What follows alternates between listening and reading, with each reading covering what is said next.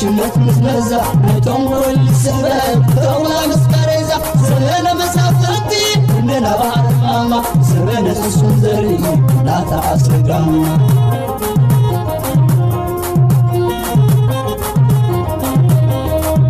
الزمن يهودا سلام زخبركم تخاطتل تيمان انفو ميديا كما يتوعلو انلوم سولوس على 28 ورح 10 ناي مشت كم تلمود زتفلاليو واناويان حصرت زعباتاتن زيناتاتن اللونا مكتالكم يعدم قدمي ناب مدباتي محلافي كبرى تخاطتلتي لو ما عنتي كلتا عبيت مدبات اللو تحاده مريحنت جنبار زباو معبل برغيدنا حمدو اب تفتاو توك شو متيوم مغلص خوبيم بعد ممر وفي ممر برخت كومون كيروس اصفا بدحري دوما ساعة شعات بي ام يمان انفو ميديا انا مس فلفل ميديا قومون صورة ملي برهين مالتي بحبر كوينا بزعبا زلو هلو كنتات فلاي كا ميديا تاتوكويرنا كنزار عربينا لو مشت عدمهم ناب كلتي مدبات كتساتفون تغيلكم زبلت اخون بمجمرتا زقرب لكم كبرى تخاتلتي of course ازلو معنتي اب نا ايثيوبيا بايتو توكلت حزبي زوعاله زرباناي قدماي مينستر ايثيوبيا برايم مينستر ابي احمد زملكت بفلاي دما نغداي ايرتران تግራይን አልዒሉ ዝተዛረቦ ቁርብ ጽሞ አቢለ ከቅርበልኩም ክፍትኔ ሎማ አንቲ አብናይ ኢትዮጵያ ናይ ተወከልቲ ህዝቢ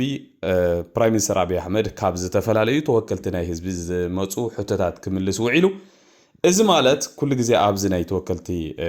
ባይቶ ዝዝረብ ዘረባታት መብዛሕቲኡ ኣብታ ሃገረቲኣ ዘሎ ኩነታት ጥርንፍ አቢሉ ዘርኤካ ማለት እዩ በዚ መሰረት እንባር ብዛዕባ ናይ ትግራይ ንጀምር ኣብ ትግራይ ንዘሎ ኩነታት አቢ አሕመድ ሎማ አንቲ ክገልጾ ከሎ ተቀዳማይ መጠንቀቅታን መልእኽትን ናብ መራሕቲ ህወሓት ሕጂውን ብተደጋጋሚ ዝገሰድድ ዘሎ ኣብዚ ናይ ሎማ አንቲ ካብቲ ካልእ ፍልይ ዘብሎ ክሊር ዝኾኑ ነገራት እንዳወጽ ይመጽ ኣለው بفلاي دما انتاي زبل وعل بريتوريا زبل نحنا زفرمنا وعل بريتوريا مسبعال جيتاچو ردا تادس وردن كالوت مسؤم زنبور سباتيم ابز ساعات زغن بزعبا وعل بريتوريا تبداغاغا محتو زقربلنا زلو سبات ابو زينبرو بزعبات غداي زيفولط انتاي تسمامعناون زيفولط سباتيم سلازي غداينا مسبعال جيتاچو ردا مسبعال صادقان اينا نودو اب كال خوينكم تزاربو زلهم سبات جن عرفوا يلو حجون ملختي بزلو ازي حدا زلو محلالف ملختي كال بزح نطبታት እንኳን ተላዓለ ሓደ بزعبا باجت አልዒሉ ናይ ትግራይ ናብ ትግራይ ዝስላዕ ባጀት ንሕና ባጀት ክንስልዕና ግን እቲ ባጀት አምንታይ ይውዕል ከም ዘሎ ንሪኦ ለና እቲ ህዝብ እንዳተሸገረ ሓንቲ መዓልቱ እንትኾን ልምዓት ምልከት ነገር ከይገበሩ ኣብ ጿር ምግዛእን ወታደራት መስልጣንን ይሕልፈሉ እዚ ንህዝብ ትግራይ አይጠቅምን ስለዚ ስነ ስርዓት ግበሩ ኢሉን حبريتها محلالي فلما الله قال بزعبا مرجع ناي غزياو ممحدار ناي تግራይ ዝነበረ ንሕና ዝመረጽናዮ መንግስት ናይ ትግራይ የለን እዚ ማንም ሰብ ፈልጦ ዘሎ ዋላ ህዝብ ትግራይ ፈልጦ ዘሎ ኢሉ ጌታቸው ረዳ ይሕሸና ኢሎም ጌታቸው ረዳ ጌርናሎም ንጌታቸው ረዳ ባዕለም አባሪሮሞ ብድሕሪ ታደሰ ወረዳ ይሕሸና ኢሎም ካ ታደሰ ወረዳ ካ ጌርናሎም ሕጂውን ንሱ ክሳብ ዘባርሮ ወይና ንጽበ ዘለና ኢሉ ከም ዘላታት ሐቅ አቀሚጡ አለ ማለት قال بزعبا حقاونت ناي تي بي ال اف ون حدا بوينت العيلو حقاونت تي بي ال اف ازيو اگداس خم زغونه مالتي تي بي ال اف حقاوي بارت خول انت غينو اب مرجع خساتف اندحر كوينو حقاونتو خمال زغلو قطعታት ናይ ግድን ከማል ከም ዘለዎ ኢልዩ ሓሊፍዎ ዘሎ እዚ ከማል ዘይክእል ተኮይኑ ኣብ ሕጋው ምርጫ ይሳተፍን ዝብል በሓይሉ ኣብ ስልጣን ክጸንሕ ዝፍትን እንተ ኮይኑ ግን ኩናት መልዓሉ ኣይተርፎን ኢሉ እታ ናይ ቅድሚ ሕጂ ዝነበረት ሓደ ካብቶም ትቀንድ ምኽንያታት ኳታ ዘይኮነ ጠንቅታት ተባሂለን ዝፍለጣ ጉዳይ ምርጫውን ሕጂውን ተላዒላላ ስለዚ እዛ ነጥብ ዘይ ሓንቲ ቦምባ ወይ ኤክስፕሎሲቭ ዝኾነት ሓደገኛ ነጥብ ምዃና ማንም ሰብ ክርዳኣ ክኽእል ኣለዎ ማለት እዩ ካልእ ድማ ብዛዕባ ምጽዋር ኣጽዋርን ምስ ኤርትራ ዘሎ ዝምድናን ክሊር ገይሩ ነጊርዎም ኣሎ ኩሉ ትገብርዎ ዘለኹም ንሪኦ ንዕዘቦ ኣለና እዚ ትግበር ዘሎ ነገር ዘይንሪኦ ከይመስለኩም ብህፁፅ ተቋርጾ እዚ ዝግበር ዘሎ ንኹልና ጠቃሚ ይኮነን ንሕና ድሕሪጂ ኣብ ትግራይ ኩናት ኩሉ እንደለኒና ኣብ ትግራይ 1 ሚሊዮን ህዝብ ጠፊኡ ኢሎም ባዕሎም ዝሓበሩና መራሕቲ ህወሓት እዮም ንሕና ከም ዘይጠፍእ እኳ ንፈልጥ እንተኾና ግን ሱቕ ኢልና ብድሕሪኡ ድማ ኣይጠፍአን ቁፅሪና ተጋጊና ዋላ ቁፅሪ መን ቆፂሩ ወይ ኢሎም ዝተዛረቡን ባዕሎም የሚሉ ነቲ ቅድሚ ሕጂ ጌታቸው ደብረጽዮን ከምኡን በዓል ጀነራል ምግበይ ዝተዛረቦ ዘረባታት ብኡ ገይሩ ክሃርሞም ፈቲኑ ማለት እዩ እዚ ናይ ፖለቲካ ካልኩሌሽን ናይ አብይ አሕመድ ዝጥቀመሉ ግን ከዓ መራሕቲ ናይ ትግራይ ብዝተፈላለዩ እዋን ዝገብርዎ ተግባራት አብይ አሕመድ ኣብኦም ጌም ከም ዝፃወት ዘርኢ ዘረባታት ይክዛረብ ውዒድሎም ማዓንቲ ማለት እዩ እዚ አባይታ ዘሎ ሓቂ ናይ ብሓቂ እንድሕር ደኣ ክትዛረብ ኮይንካ ማለት ብጀካቲ ተንኮልን ክፍኣትን ሱ ዝዛረቦ ገዲፍካ ማለት እዩ ካልእ ህወሓት ሎም ማዓንቲ ሓደ ኣገራሚ ዝኾነ ደብዳቤ ጽሒፎም ኣለው ናብ ፌደራል መንግስቲ ኢትዮጵያ ንጌታቸው ረዳ ንጀነራል ጻድቃን ካልኦት ምስኦም ዘለው ሰባትን ናይ ቪአይፒ ሓለዋ ንክግበረሎም ዝተዋሃቦም ስልጣን ክጥቀሙሉ ስለዘይከኣሎም ስልጣን እውን ስለዘየለው መንግስቲ ኢትዮጵያ ነቲ ናይ ቪአይፒ ወይ ከዓ ናይ ምሕላው ሓለዋ ክግበረሎም ዝተዋሃበ ስልጣን ከሕድጎም መንግስቲ ኢትዮጵያ ደብዳቤ ጽሒፉሎ እዚ ብጣዕሚ ካብቲ ዘገርም ኣብ ትግራይ ፖለቲካ ኣትዩ ዘሎ ምክፍፋልን ኣብ ትግራይ ፖለቲካ ኣትዩ ዘሎ ብጣዕሚ ዘሕዝን ውድቀት ማለት እዩ በቃ ዝተሓተ ነጥቢ ናይ ትግራይ ፖለቲካ ክትብሎ ትኽእል ኢኻ ምክንያቱ እዞም ሰባት እዚኦም ኣሕድግዎም ናይ ቪአይፒ ናይ ሓለዋ እንድሕር ደኣ ትብል ኮይንካ ኣብ ልዕሊኦም ዝኾነ ሓደጋ ንክፍፀሙን ወላ ሓንቲ ድሌት ኣለካ ማለት እዩ ስለዚ እዚ እውን ሓደ ካብቲ ሎም ማዓንቲ ዝረኣናዮ ነገር ማለት እዩ ናብ ጉዳይ ኤርትራ ክንምለስ ከለና ክቡራት ተኸታተልቲ አብይ አሕመድ ካብቲ ቅድሚ ሕጂ ዝዛረቦ ዝነበረ ሎም ማዓንቲ ሓደሽቲ ዲቴይላት ወይ ከዓ ሓደሽቲ ቅድሚ ሕጂ ዝተዘራረብናሎም ግን ከዓ ክሳብ ሎሚ ብዙሕ ደፊሮ ብቅድሚ ፓርላመንት ከምዚ ዘየውፅኦም ዘረባታት ተዘይኮይኑ እቲ ናቱ ኣቋም እቲ ናቱ ዝዛረቦ ዘረባ ከም ዘላታ ይደጊምዋ ማለት እዩ ብዛዕባ ጉዳይ ባሕሪ ንሕና ፈቲና ንገድፎ ፀሊእና ንገድፎ ነገር ኣይኮነን ናቹራሊ ንሕና ብዘይ ባሕሪ ክንነብር ኣይንኽእል ኢና ይብላ ኢሉ ማለት እዩ እቲ ዝገርም ነገር ሎማዓንቲ ብዙሕ ዘረባታት እንዲ ተዛሪቡ እቲ ሓደ ዝበሎ ኢትዮጵያ ኣብ ዓመት ክሳብ 3 ሚሊዮን ህዝቢ እዩ ዝውስኽ ኢሉ ኣብ ውሽጢ ዓመት ሓንቲ ኤርትራ እንዳፈጠርና ኢና ንኸይድ ዘለና ብዛዕባ ኤርትራ ብዙሕ ተዛሪቡ ህዝቢ ኤርትራ ብጣዕሚ ምስኪን ህዝቢ ምስ ህዝቢ ኤርትራ ኩናት የድልየናን እዩ እንተኾነ ግን እዚ ዝግበር ዘሎ ነገር ከምዚ ዘለዎ ክቅፅል ከምዘይክእል ኩናት ን30 ዓመት ሙሉእ ዝተኻየደ ኩናት ባሕሪ ዘስኣነና ባሕሪ ንክንረክብ 30 ዓመት ሙሉእ ከምዘይንፅበግን ማንም ሰብ ክፈልጥ ኣለዎ ኢሉውን ሎማዓንቲ ሓደ ካብቲ ዝተዛረቦ ዘረባ እዩ ካልእ ብዛዕባ ናብ መንግስቲ ኤርትራ ኢሉ ዘሕለፎ መልእኽቲ ኣሎ ኣብዚ ናይ መንግስቲ ኤርትራ ዘሕለፎ መልእኽቲ እንታይ ዝብል ዘሎ ጥይት ምዝውዋር ደው ኣብሉ ሰባት ምዝውዋር ደው ኣብሉ ኣብ ውሽጢ ኢትዮጵያ ኮንኩም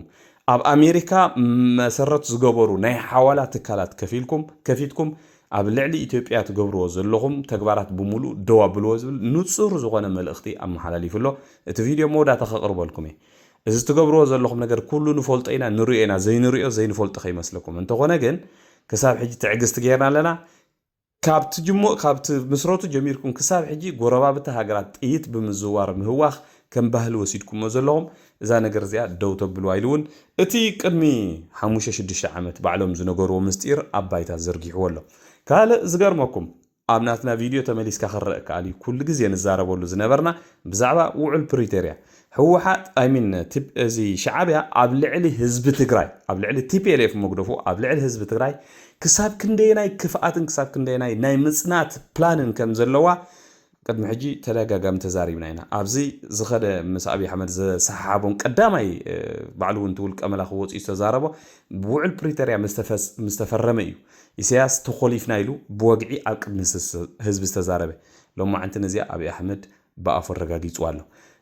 ነገራት ጽቡቕ እንዳኸዱ ከለዉ ሃንደበት ውዕል ፕሪቶሪያ ምስተፈረመ ንምንታይ ውዕል ፕሪቶሪያ ፈሪምኩም ንምንታይ ደው ኣቢልኩም ምኹይናት ኢሎም ተሰልቢጦምና እዩ ዝብል ዘሎ እዚኣ ኸ ባዕሉ ኢሳያስ ኣብ ቅድሚ ህዝቢ ዝተዛረበ እያ ኣብ ባይታ ዘላ ሓቂ እያ ብዛዕባ እዚኣ ክንካታዕውን ኣይንኽእልን ኢና ናይ አብይ አሕመድ ተግባራትን ናይ አብይ አሕመድ ዘረባን ግደፎ እቲ ዝዛረባ ዘለ ግን ሓቂ ዳ ኣይኮነትን ኣባ ኢና ክንዛረብ ዘለና ማለት እዩ ስለዚ እዚ መልእኽቲ እዚ ብዓብዩ ንተጋሩ ኣሕዋትና እንዲ እዚ ሕጂ ዝግበር ዘሎ ድራማ ብህግደፍ መሊኡ ንህዝቢ ትግራይ ንምጥፋእ ምዃኑን ህዝቢ ትግራይ ክፈልጥ ስለ ዘለዎ እዩ ብዛዕባ ውዕል ፕሪቶሪያ እምበር እዚ ሓደ ካብቲ ዝተዛረቦ ዘረባ እዩ ካልእ ብዛዕባ ናይ ዓሰብ ጉዳይ ኣልዒሉ ኣብ ዝተዛረቦ ድማ እቲ ዝገርም ነገር ምናልባት ኣብቲ እዋን እቲ እውን ሓሲብዎ ድዩ ኣይሓሰቦን ካልኩሌሽን ድዩ ይሰርሕ ነይሩ ናይ ብሓቂ ድዩ መደብ ገይሩኹም ኢሉ ተዛሪቡ ኢልካ እውን ብዙሕ ትዛረብ ትኽእል ዲኻ ግን ኣብቲ እዋን እቲ 2018 ምስ ኢሳያስ ክዕረቕ ከሎ እንታይ ኢሉ ነይሩ አብይ አሕመድ እዚኣ ቪድዮ እዚኣ ኩሉ ሰብ ዝፈልጣ እያ ብሓባር ኮይና ንስማዕ እያ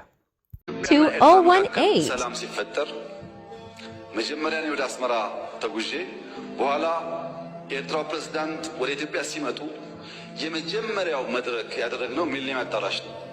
ብዙ ህዝብ አለበት። በላይቭ ቲቪ ሁላችሁ ወይ ነበራችሁ ወይ ሰምታችኋል። ካልሰማችሁ አሁን ገብታችሁ ዩቲዩብ ላይ ስሙት። የመጀመሪያው ስብሰባ አሰብ ነው የሚለው እሳቸው ባሉበት ለህዝብ በሚገባው ልክ ከኢሱ ወጃፎም ጋር የምንካፈለው አሰብ ይሆናል።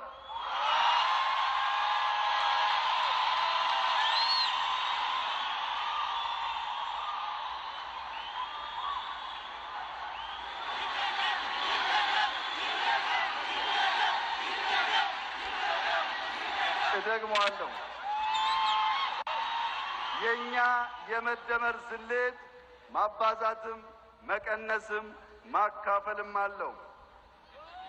የምናካፍለው ፍቅር፣ በጎ ቃል፣ ጥበብ፣ ነዋይና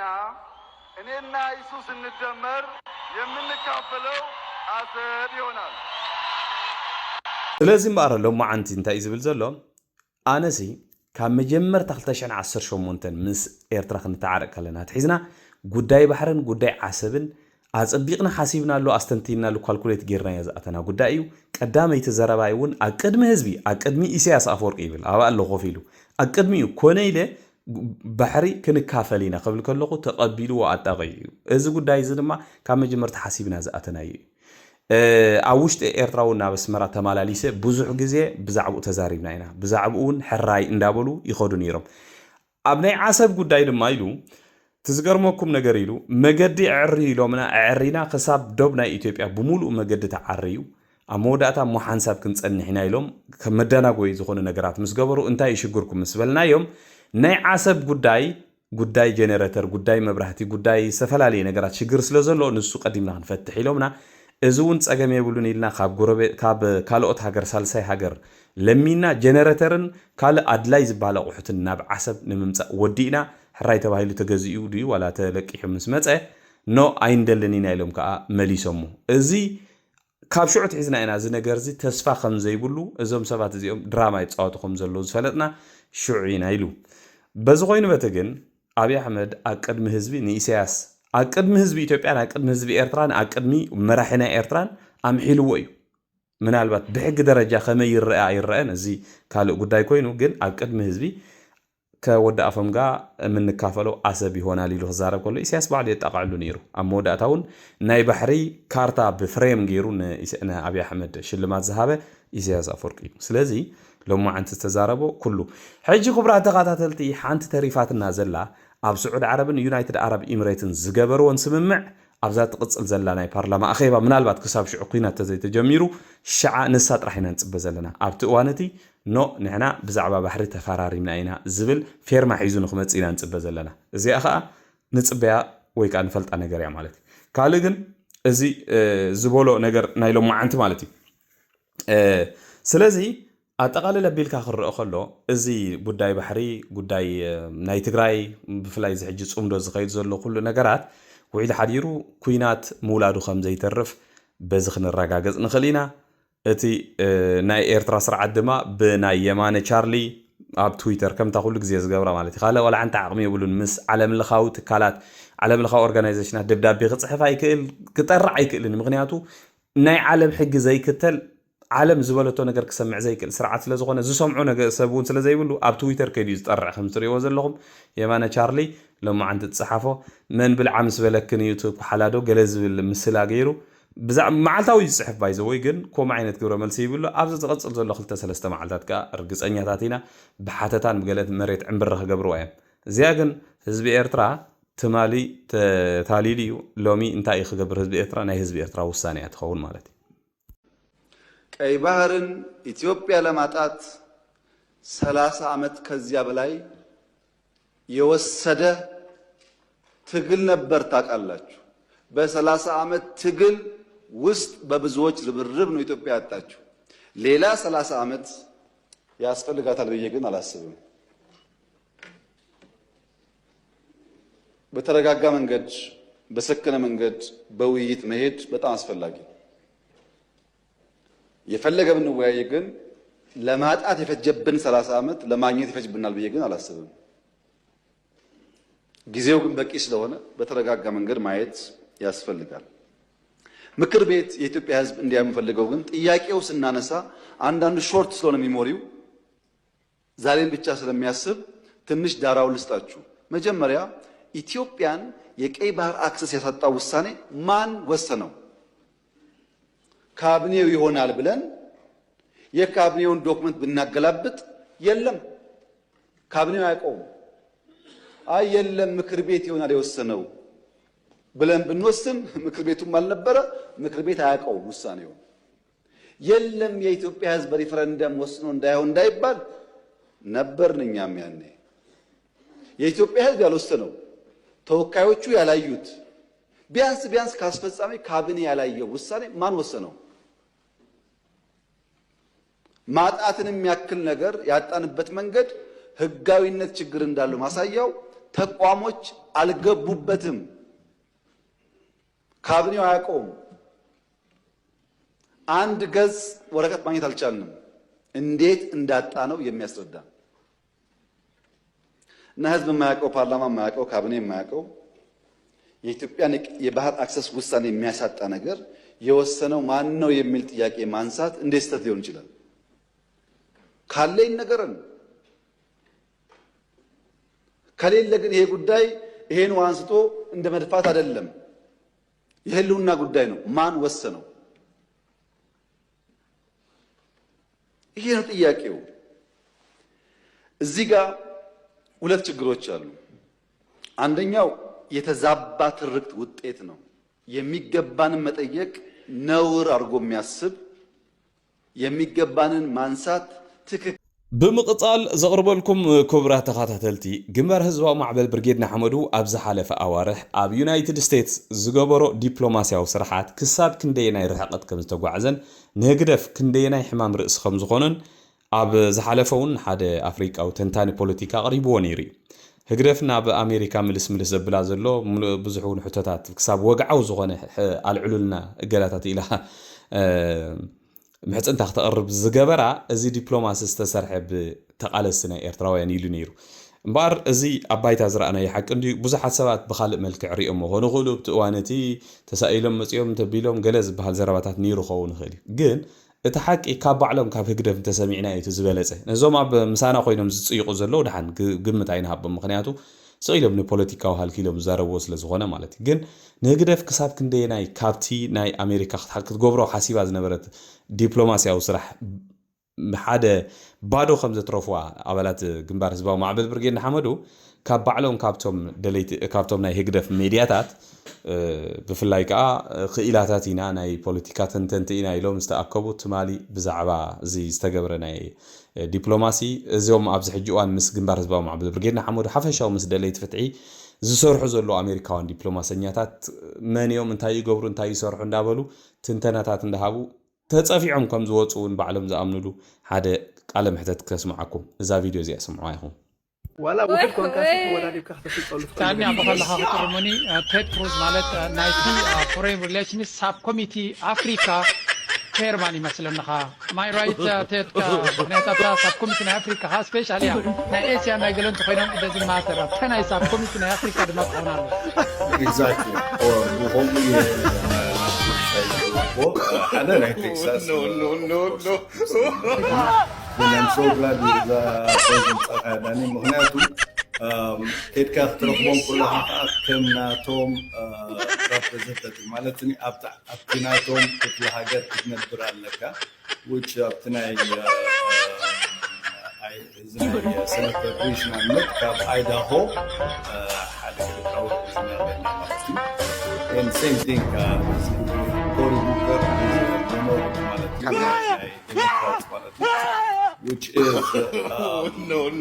the reason guys I'm going to vote in Temetsas and it's good to have both sides of the aisle covered not gabber malati but it takes a lot of it takes a lot of effort time and money كمان staff gabber كاخ تروحهم ክትቋፀር ትሪፕ ንዋሽንግተን ናይ ሆቴል ኣሎ ንግብሎ ብዙሕ ወሳኝ ምትሕብባር ዘድልዮ ነገር እዩ but that's where it comes ናይ ክሳብ ትገብር ከለኻ እቲ ነገር ከም ናይ ዓዲ ቀፂለ ዘቕርበልኩም ድማ ክቡራት ተኸታተልቲ ኣብዚ ሰዓት እዚ ኣብዚ ናይ ሚድያ ሕንፍሽፍሽ ኣትይሎ ዘለዎሎ ኣብዚ ናይ ደለይቲ ፍትሒ ሕጂ ሎም ምሸትኩ ኣብ ዝያዳ ክንዘራረበሉን ኢና ግን እንታይ ይኸውን ኣሎ መሲልኩም ኣሕዋት ማለት ጎራሕ ምፅዋት ፅቡቕ ኣይኮነን እንድዩ ሕጂ እቲ ኣብ መንጎ ብውልቀ ሰባት ስኻ ከምዚ ጌርካ ዝበሃሉ ነንሕድሕዶም ዝገብርዎ መንግደፎ ግን ኣብቲ ሚድያ እንታይ እዩ ዝግበር ዘሎ እንድሕር ርኢናሲ I don't know ነዚ ብፍላይ ነዚ ብርጌድ ንሓመዱ ዝበሃል መንእሰይሲ ካብ መጀመርታት ሒዞም ዝፀልኦ ክብተና ኣለዎ ብጠቕላላ እዚ ሓይሊ እዚ ሰሚሩ ክንሪኦ የብልናን ዝብሉ ዝነበሩ ሰባት ምስ ውፍድ ምስ ሰልጠነ ድዩ ምስ ተባኣስካ ንዕኦም እንዳምፃእኻ ናብቲ ቅድሚት ኣምፂኻ ነዚ ተቃላሳይ ብከምዚ ደረጃ ምህራምን ብከምዚ ደረጃ ምንሻውን ሕጂ ከም ካልእ ሓድሽ ተንታኒ ወይ ተደናጋፂ ናይዞም ተቃለስቲ እዚኦም ኮይንካ ምምፃእንሲ ዘረብረበና ጉዳይ ንምንታይ ግን ክሳብ ክንዲ ከም ዝግበር ኣነ ኣይፈልጥን እንዴ ግን ሓፈሻዊ እዚ ወዲ ዝትሪእዎ ዘለኹም ቅድሚ ሕጂ ብዙሕ ዝፅሕፍ ዝነበረ እዩ ብርጌድ ንሓመዱ ተቃልሱስ ፈፂመውን ኣይቅበሎን ብርጌድ ንሓመዱ ዝበሃል እውን ክሰማዕ አይደልን ዝብል ዝነበረ ወዲ እዚ መኮነን ዶ ገለ ዝበሃል ሓደ ዴንማርክ ወላ ገለ ዝነብር ሙድ ማለት ሕጂ መቸም ስዋ እንታይ ዝበሃል ገለ ዓሚሩሎም እንዲ ዘሎ እዚ ጉዳይ ባእሰ ናይ ሚድያታት ናይ ግድንዮም ኣብ ከምዚ ዓይነት ዕግርግር እዮም ከዓ ዝመፁቶም ከምኡ ዓይነት ዕላማ ዘለዎም ሰባት ማለት እዩ ሕጂ ብዛዕባ እዛ ምስ ሓው ፍናን ዝገብራ ዘሎ ዘረባ ግን ስምዖ አይኹም ሕጂ of course ፍናን ፅቡቕ እዩ መሊሱሉ ግን እንታይ እዩ ዝብል ዘሎ ቀዳማይ ዕላማ ናይ ተቃለስሲ ናይ ንሕና ተቃለስስ ስርዓት ምግልባጥ ዘይኮነስ ፍትሕን ዲሞክራሲን ምርግጋጽ ይኸውን ዘለዎ ሕጂ ንሕና ኸ ስርዓትን ዲሞክራሲን ምርግጋጽ ቀዳማይ ዕላማና ተንብል ነይራ እንታይ እንበለ መሲልኩም ስርዓት ምግልባጥ ይኸውን ዘለዎ እንበለ ባይ ዘ ወይ ኣነ ክምልሰልካ ብሕፅር ዝበለ ቃልስና ኣብ ኤርትራ መጀመርታ ነቲ ፍትሕን ዲሞክራሲን ንኸይግበር ጓዕፂጡ ሕዚ ዘሎ ስርዓት መጀመርታ ንዑ ሱር መሰረቱ ምብሕጓግ ምስ ኣተሓሳስብኡ ማለት እዩ ብድሕሪኡ ድማ ናይ ህዝቢ ኤርትራ ጠለብ ናይ ህዝቢ ኤርትራ ታሪክ ተወኪስና ህዝቢ ኤርትራ ባዕሉ ብዝመረጾ ብሕገ መንግስቲ ባዕሉ ብዝመረጾም ሰባት ሕግን ሰላምን ዲሞክራሲን ሰፊኑ ሓንቲ ዲሞክራሲያዊት ሃገር ንምምስራት ይሕልምና ሕጂ ኣብዚ ሰዓት ዝንኸዶ ዘለና እንታይ ዕላማኹም መንግስቲ ንግልባጥ ድዩ ቀዲምኩም ክትግልብጡ ቀዲምኩም ይኹም ፍትሒ ክተረጋግፁ ገለ እንዳተባሃለ ዝግበር ነቲ ነገራት ፈላሊኻ ንምርኣይ ወይ ንሰባት ንምድንጋር ዝግበር ግን ትርጉም ዘለዎ ነገር ኣይኮነን ቃልስና ኩሉ መዳያዊ ረጅም ቼንጅ ምስ ኣተሓሳስቡ መሰረታዊ ዝኾነ ለውጢ ኣብ ኤርትራ ኢና ንገብር ዘለና ኣብዚ ሰዓት እዚ ግን በዓል ንስኻ ዘለኹም ካልኦት ሰባትን ነዚ ተቃላሳይ እዚ ንኸይቃለስ ንስርዓት ግደፍ ገዲፍኩም ሙሉእ ግዜኹም ኢንቨስት ጌርኩም ነዚ ተቃላሳይ እዚ በዝን ተኸደ በዝ ትመፁ እንታይ ይሽግርኩም ምርዳእ ኣቢና ኣነ ክርዳእና ይካለን ዝኾነ ሓሳብኩም እዮም ትገልጹ ዘለኹም ፀገም ዘለዎ ነገር ኣይኮነን ግን ስለምንታይ ኢኹም እግሪ ናይዚ ተወዲቡ ዘሎ መንእሰይ እንዳኸድኩም ኩሉ ግዜ ብዛዕባኡ ትዛረቡ ኣነ ይገርመኒ ምክንያቱ እስኻትኩም በዓል ንስኻጅን ኣብነት ቅድሚ ሕጂ ብርጌድ ንሓመዱ ዝበሃል ክርኢ ደለኒ ብሓፂሩ ተቃልሶም ሳይድግፉን እየን ተልካሲ 4 ነጥቢ ጌርካስ ካልእ ናትካ ኣማራፂ እኮ ክትደሊ ዝግባእካ ስለምንታይ ኢኻ ሕጂ ብዚ ተፈጢሩ ዘሎ ዕግርግር ከዓ መፂኻ ከም ሓደ ፈላጥ ኮይንካ ክሳብ ክትንትን ትፍትን በቃ ትንኸዶ ዘለና ቃልሲ የዋፀና ኢልና ንኸዶ ኣለና ምሽ እንድሕር የዋፀካ ኮይንካ መፂኻ ጆይን ግበር እንድሕር ዘይዋፀካ ናትካ መገድ ተጠቀም ስለምንታይ ኢኹም ነቲ መንእሰይ ቀፃሊ ትፈታትንዎ ድሓር ከዓ ተነፂግና ተቢልና ተዓሚፅና ገለ ትብሉ ብጣዕሚ ዝገርመኒ ብዝኾነ ግን ሕዋት ስምዑ ኣይኹም እታ ዝብላ ዘሎ እታ ሓሳብናቱ ብዙሕ ኣገድስኒ ኣነ ነጊረኩም ብዙሕ ግዜ ነቲ ትግርኛ ብዓይነ ትግርኛ ዝሪኦ ኣነ ፀቢብ ኣይኮንኩም ከምዚኦም ንታሕቲ ዝወርዱ ኣነ ንላዕሊ ከምዚ ናይ ካሮቲ ይኮንኩን ብዝኾነ ኣብታ ናይ ቅድሚ ሕጂ ዝገለፅካዮ ኦኬ ኣብ ዝቃልስሲ እዚ ሕንፍሽፍሽ ከጋጥም ከም ዝቕሲ ይርዳእኒ ነይሩ እዩ ንዓኹም ዘይረኣየኩም ነይሩ ንዓኹም ይሓድሽኩም በራ ይረኣየኒ ነይሩ ኢልካ እቶም ምልክታት እንታይ እዮም ከምኡ ክትገብር ዝገብሩካ ዝነበሩ ሞ ዝረኣዩካ ዝነበሩ ግን ካቲ ዝበዝሐ ሰብ ኮላይ ኣነ ምሳኻ ይካታዕ ስለ ዝነበርኩ ክንሪኦ ዘይከኣልና እንታይ እዮም ናብ ሕንፍሽፍሽ ዝወስዱ ነገራት ምልክታቶም ስንታይ እዮም እንታይ ይረኣዩካ ስለ ዝነበሩ እዩ بحصر زبالة فنان حوي فلو اب كويشن كتكون النانتا ابز ورده بحزب تግራይ مس ብዙሓት አካላት ንዓኻ ዝመስሉ ኣብ ጎኒ ናይ ህዝቢ ትግራይ ይርኩ ሕጂ ህዝቢ ትግራይ እስካሁን ነርካ ኢኻ ስለዚ ነረ ሕጂ እውን ኣለኹ ሳሕጂ ኣይበልፀኩን እቲ ህዝቢ ትግራይ እቲ መሰረታዊ ሕቶኡ ክምለስ ኣለዎ ዝወረዶ ሽግራት ዝወረዶ ኣድራዕ ተሓታትነትን ግሉጽነትን ኣብ ትግራይ ክሰፍን ኣለዎ ህግደፍ ይኹን ብልጽግና ይኹን ኣብ ናይ ዓለም ሕጊ ክቐርቡ ኣለዎም ተወዲያ እንታይ ተረዲእኩም ምስ ሕወሓት ነይሮም እንታይ ተረዲእዎም ከን ሕወሓት ከሪፎም ምስ ሕወሓት ክንብሎ ግን ንኽእል ኢና ሞኬ ምስ ህዝቢ ትግራይ ሕወሓት ስለዝበለ ህዝቢ ትግራይ ኦኬ ስለዚ ስለምንታይ እቲ ዘበገስኩም ሕቶ ከይተመለሰ ናይ ህዝቢ ትግራይ ኣብ ምዕራፉ ከይበፅሐ እኳ ዳ ካብቲ እዋንትን ኣብ ዝኸፈ ደረጃ ተሰጋጊሩ ከሎ ፖለቲካዊ ሕውየት ከይተረጋገፀ ናይቲ ኣካልና ንብሎ ህዝቢ ትግራይ ፍትሕን ዲሞክራስን ወይ ከዓ እቲ ናይ ተሓታትነት መንፈስ ከይሰረፀ ስለምንታይ ምስ ትወፅዓይ ፖለቲካ ክስራሕ ተደልዩ እዚኣ ክምልሳ ዝኽእል ኣካል ምክንያቱ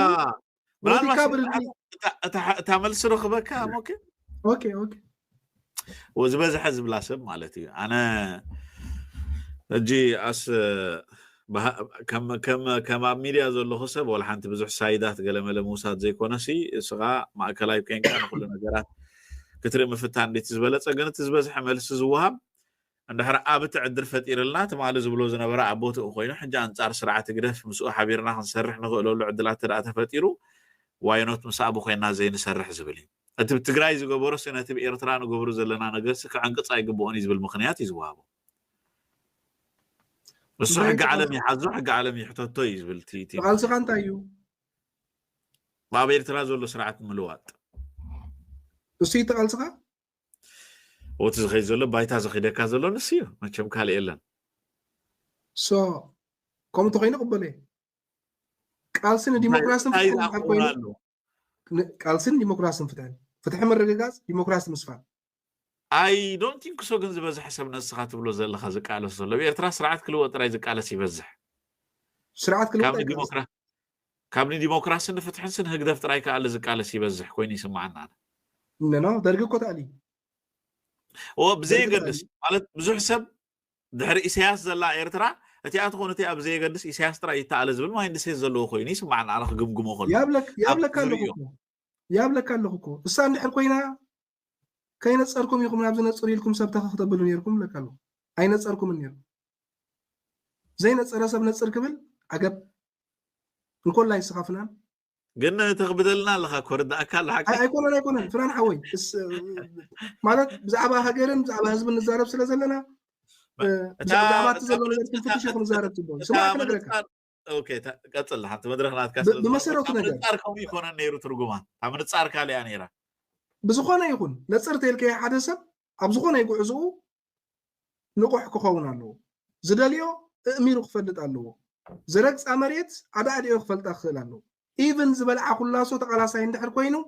እንታይ ትህልዋ እንዳበለ ክበልዓ ኣለዎ ቀፂለ ዘቕርበልኩም ክቡራ ተኸታተልቲ ኣብዚ ሰሙን እዚ ሓንቲ ድራማ ከዓ ተዘርጊሓላ እንዲያብ ናይ ህግደፍ ባዶ ሰለስተ ኣብዚኣ ጥንቃቐታት ክንገብር እዩ ዝግባእ ብፍላይ እዚ ጀነራል ፊሊጶስ ናብ ህንዲ ሃዲሙ ካብ ኤርትራ ወፅዩ ምስ ኢሳያስ ተባኢሱ ገለመለ ዝበሃል ድራማታት እዚ ክንደይ ዓመት እዩ ሞኸታልለና ስለዚ ኣብዛ ድራማ እዚኣ ብዙሕ ክንሳተፍ የብልናን ብፍላይ ቶም ደለይቲ ፍትሕ ንበሃል ከምዚ ዓይነት ድራማታት ኣይሰርሐልናን እዩ ሃዲሙ እንተኮይኑ ምስ ሃደመ ኣብ ገለ ሃገር ዕቑባ ምስ ሓተተ ሽዑ ይራኸበና ምህዳሙ እውን ኣይተርፎን እዩ ኣብዚ ሕጂ ሰዓት እንድዒ ምናልባት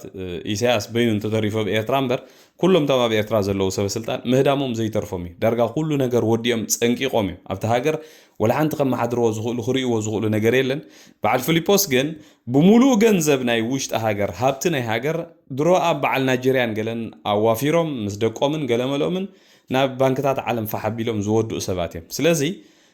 ሕጂ ክንሓስቦ ዝግባአና ፅባሕ ንግሆ ኣብታ ኤርትራ ድሕሪ ኢሳያስ ክፍጠር ዝኽእል ኩነታት እዩ ከሳቀሻቅለና ዝግብኦ እምበር بعل فيليبوس لما هند خيدهم أب بنغلاديش خيدهم قلي يكونن كشغل زوج بسلازي إذا دراما زي أنا نقولني قديفني أنا قدميت انتخدنا تمرات صخوني ليه ربلكم زلوا سورس منش زلوا ني فيليبوس كوم وهم زقات أو مزفل تليجن حيزهم تسخيلي كالو زغربوا لكم لما كبرات قاتلتي عبد السامنتات زي أب كبابي دوبات إيرتران إثيوبيا أب كبابي عفر نا إثيوبيا مالتي وتهدراو تعليمن وقعاو زغنة أوبريشن أنصار سرعة قدفن جميرة زبالة جنبار ناي عفر فرونت مالتي أوبريشنات أنصار سرعة قدف كم زجمرة بوقع فليتو زبل مارتين بلاوتا زرقي ولو انتغونا جن أوفيشال زغنة كونفيرميشن ويكا مرقاقز خاب كالو وغن ترقاقز إيلن جن بتون تقالستي ناي عفر قبل على سرعة قدف متقعتات جميرون كم زلو بغوريلا فايتن خون خيل كالي استفلالي أوبريشن خون خيل كساب حيل بحر مسريتناون أوشت بحرنا إيرترا علنا زبل مجلسيتاتون تمالين كلمة تمالين كهبو وعيلهم نيرم أبز قصد زلوا من البات أوبريشن سريهم بخالق أكل سرقاقز أنتوليخا حبيرنا نريه خون مالك أب مودة أتا زغرب لكم دما كبرات تخاتاتلتي أب سودان تفتير زلو أزيو حدقنيا نتي بوليتيكا نايت خبابي ملوك غير زغل كونتاتي دحري ناي سراويت RSF ويكا ناي حمد داقالو سراويت ناي دارفور اسخاتما زغونت الفاشر تمالي محازو لو ما عنتي البرهان بوقعي اتا ختمان كبابي انزلو بمولو تخبابي ناي دارفور مالتي اب تحت قصصر ناي RSF كم زودقه بوقعي افليطلو نهزب سودانون حبريت هيبلو بوقع مالتي اب لعل زيوم سراويت زيوم حنا خفدو مخانو فليطلو انت غونه جن بزحات تعذبت خم زبلو زلو ابز ساعات زي سراويت RSF كاب يونايتد عرب اميريتن كاب إيرانن كاب إيران كاب يونايتد عرب إماراتن باستفلالي مجدي زرخوا بحاجز بمتقام قبل علي سراويت السودان زجبرو زلوا متقعتي إنتنسيفاي غيرو ويكا يحيلو خمزلون بفلاي زناي درون متقعت دما حيل ميزان نايت خوينات ملو بملو غيرو خمزلون يمزاربو كاب زقصيلون قالو تستفلالي كتماتات بفطنت ناي مقصار تخلو خمزلون يمزاربو زلو مالتي لو ما عندي أبز تريو زلهم أسائل فيديوهات نايتهم عطوقات ناي RSF استرائيون حيزهم مزلو براتات ناي تشاينا ناي إيران ناي استفال عليه هاجرات حدش سرعات خمزخونن إذا ما رؤي برؤي كاب سالسي أكل بزو حاجة زي رخب خمزلون بزا حاجة زي تقيمون حيل ميزان قيرو خمزخولون يمزارو زلو بزي كنا تعتز انتقدت إلهم من البات نفسه كارتوم جز أو ناب كالوت كتمات انتقدت إلهم جن قبل علي قرابة بتهاجرات فلايك قبل عليه إرترا زي تعرف متقعد خمزلو إمزي حبرو زلو تقداي كم يخيد أي تفلتن بغالو مرايون حدا لعلوا جنرال ناي البرهان ويكا يمنا إيدنا البرهان زنبر دارجا بخلاي درجة سرع جنرال تماري خمزلون حبيرو مالو زي نود حبرات هاجرات نخالوت international organization أزيو أسكح كحزغونه فيديوهات كابت خبابي زرقح ملو أب شغلات أوريد ومالو بعبيو تاريخ نايزوم RSF زبهالو مس قدم حجون مس استفلالي وجنات كتا أساسري خليو بفلاي بز دارفور زبهال كبابي بجونوسايد وزحتوتو عطقاتي بتعمل زحزني لو ما عندي استرائي فيديوهات أو سيفيلاوان سبات بجملة لا تشوف خلو مالتي أسكح كحزغون نجارات يزفت أمزلو من البعض زغونتات ناي سودان أبز قرابة معلتات ناب حدش مدرخ زأطول لغونتات كل خمس خيلون تعذبتي يقولت له مالتي كبرات تقاطعتلتي نلو من مشت أدليلكم زنبركو حاد صرت مدبات نزيز مسل أبناي ساعة شعات مدبنا خصاب نراخب دهان صنعو